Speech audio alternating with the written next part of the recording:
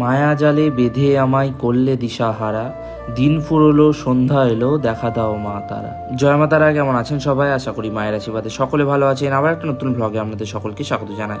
এখন বাজে সন্ধ্যে 7টা আর মায়ের সন্ধ্যা আরতি সবেমাত্র শুরু হলো। আপনারা মায়ের সন্ধ্যা আরতির এক অপূর্ব দৃশ্য দর্শন করুন। তারপর মায়ের সন্ধ্যা আরতি শেষ হলো, তো চলুন আপনাদের মায়ের অপূর্ব রূপে দর্শন করা। আর এই হচ্ছে আমাদের জগৎ জননী আনন্দময়ী শিলাময়ী মা উগ্রতারা।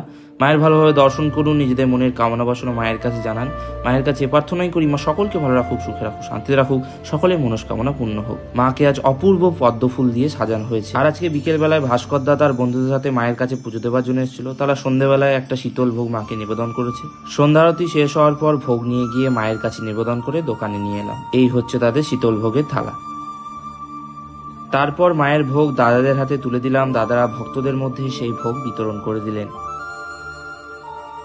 আর আজকে এই ভাই উড়িষ্যার পুরীধাম